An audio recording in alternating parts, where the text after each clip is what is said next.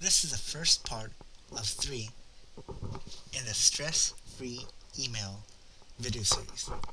In this series, we're going to explore how we can do email stress-free, be organized, not miss on any email, not be overwhelmed, and be able to organize the email and take control of your inbox. This the method that I use is inbox zero, and it's a really abstract concept talking about what you should do with your email once it comes to your inbox. I mean, it sounds really simple, but if you're to hear this out, then you'll be so amazed on how much time you can save in your life, because in our lives we do a lot of email and we want to save as much time of that time as possible. All right, so let me show you first on how I do my email. My main inbox is where my personal email comes in.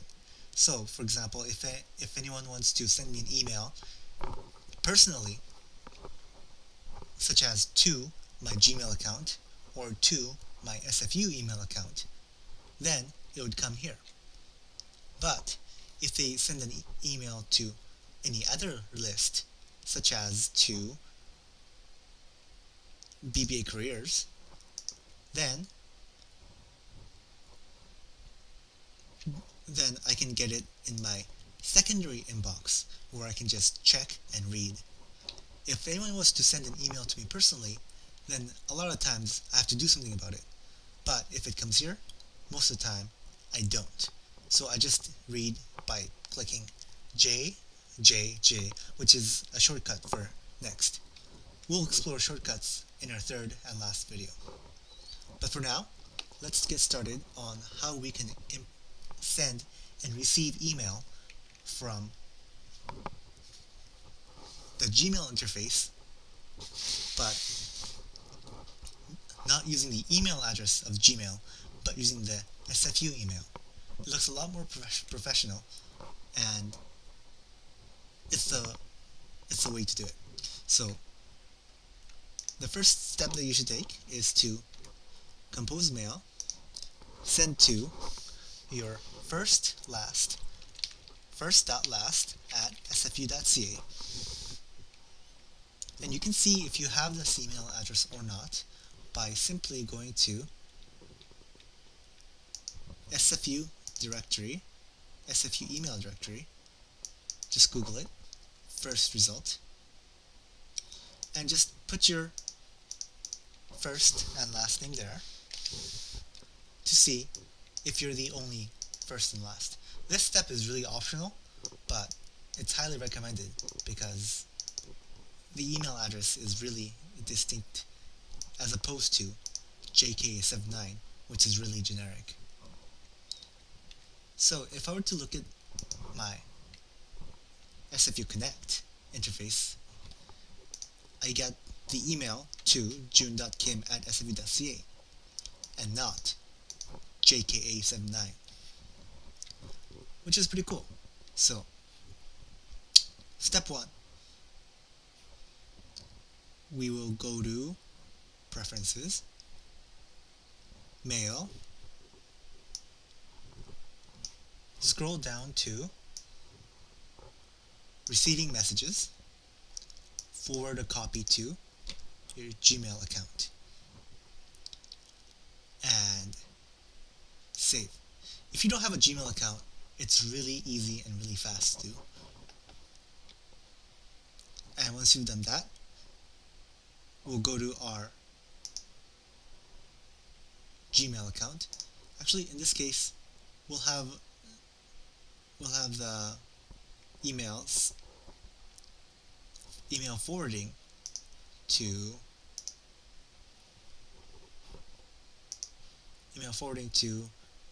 Guru, which is my secondary account.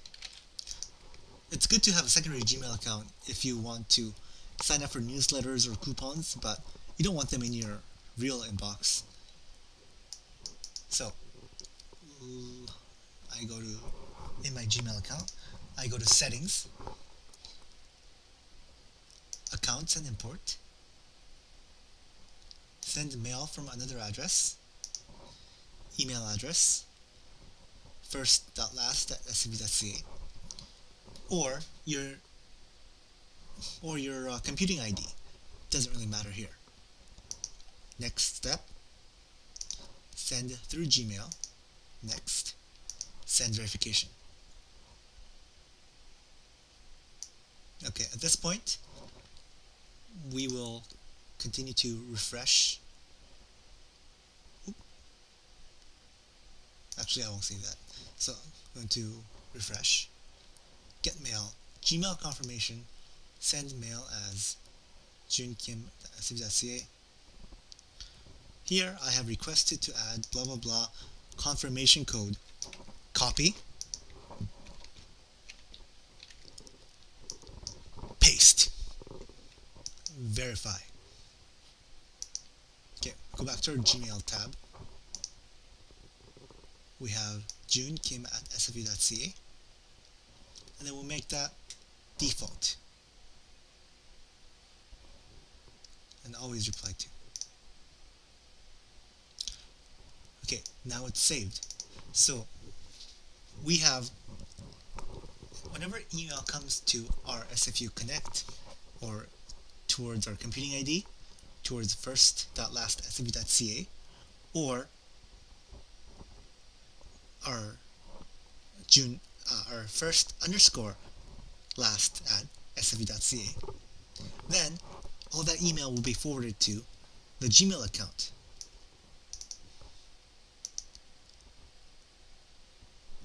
And if I were to send the email from my Gmail account, I would send them from this account.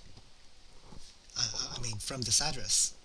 So in effect, you're not changing anything that the sender or the receiver of that email gets. Let's discard that for now.